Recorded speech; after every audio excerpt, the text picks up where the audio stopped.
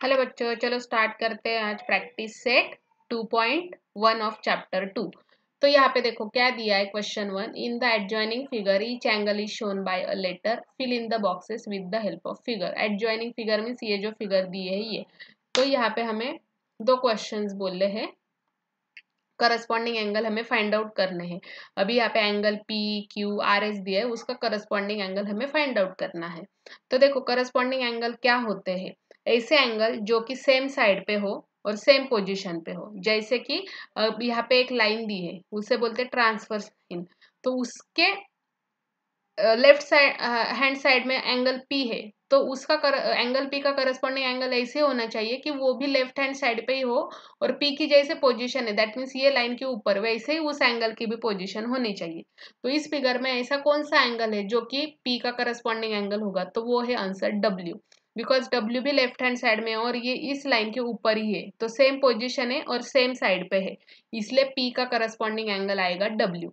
Same अभी applicable होता है क्यू के लिए। तो एंगल क्यू देखो राइट हैंड साइड में है और ऊपर के तरफ है, तो एक्स भी क्या है, राइट हैंड साइड और ऊपर की तरफ है, इसलिए एंगल क्यू का करस्पॉन्डिंग एंगल आएगा एक्स। ओके, नेक्स्ट है एंगल आर। गेस करो कि आर का कौन सा रहेगा करस्पॉन्डिंग एंगल। आर किस तरफ है, राइट हैंड साइड पे है और नीचे की पोजीशन में। तो ऐसा कौन सा एंगल दिख रहा है फिगर में जो कि राइट हैंड साइड में और नीचे के तरफ है। तो आर को अगर कंपेयर करेंगे तो वाई यहाँ पे हमें सेम पोजीशन पे मिल रहा है, तो इसलिए आर का करस्पॉन्डिंग एंगल हो जाएगा वाई। और एंगल एस का करस्पॉन्डिंग एंगल कौन सा रहेगा फिर, जेड, क्योंकि वो भी लेफ्ट हैंड साइड में और नीचे की तरफ है। तो ये था करस्पॉन्डिंग एंगल्स। अभी हमें देखना है interior alternate angle. Interior means अंदर के तरफ, अल्टरनेट मीन्स अपोजिट साइड पे। तो देखो एंगल एस अंदर है बट ये लेफ्ट हैंड साइड पे, तो उसका अल्टरनेट एंगल रहेगा एक्स, क्योंकि वो राइट हैंड साइड में। तो ऐसे क्रॉस में होना चाहिए वो। और डब्ल्यू का अल्टरनेट एंगल क्या आ जाएगा फिर, इंटीरियर अल्टरनेट एंगल आर हो जाएगा। अंदर के तरफ है बट उसके अपोजिट साइड पे है। डब्ल्यू लेफ्ट हैंड साइड में, तो आर क्या है, राइट हैंड साइड में, इसलिए ये था अपने। तो ये थे आंसर्स, जैसे कि पी का करस्पॉन्डिंग एंगल डब्ल्यू, क्यू का करस्पॉन्डिंग एंगल एक्स, आर का करस्पॉन्डिंग एंगल वाई और एस का करस्पॉन्डिंग एंगल जेड। और इंटीरियर अल्टरनेट एंगल में हम अगर देखेंगे तो एस का अल्टरनेट एंगल एस का एक्स है और डब्ल्यू का आर हो गया। अभी हम देखते हैं question 2। Observe the angle shown in the figure and right the following pair of the angle. अभी यहाँ पे फिगर दी, वो ऑब्जर्व करना है और हमें कुछ पेयर्स लिखने हैं। तो कौन कौन से पेयर लिखनी है, तो देखते हैं क्वेश्चन 1, इंटीरियर अल्टरनेट एंगल। जैसे कि मैंने अभी एक्सप्लेन किया था, इंटीरियर का मीनिंग है अंदर, alternate means opposite side, alternate side. तो इंटीरियर अल्टरनेट एंगल, यहाँ पे कौन कौन से interior angle, B E C H, ये इंटीरियर एंगल है। तो अभी अल्टरनेट देखना है, तो बी का अल्टरनेट हो जाएगा एच और ई का अल्टरनेट हो जाएगा सी, क्योंकि बी है ऊपर के साइड में और एच है नीचे के साइड में, तो इसलिए अल्टरनेट हो गया, क्रॉस है ना एक दूसरे को इसलिए।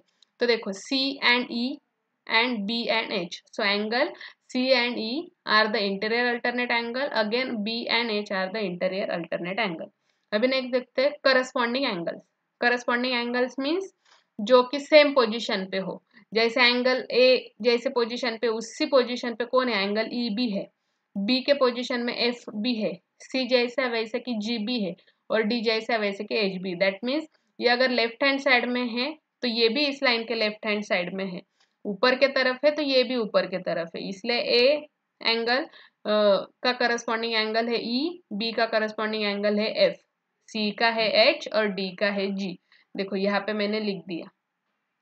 ओके, सी का है जी और डी का है एच। तो देखो A E B F D H and C G, ये हो गई पेयर्स ऑफ करस्पॉन्डिंग एंगल्स। और लास्ट है इंटीरियर एंगल्स, जो कि अंदर के तरफ है और सेम साइड पे है।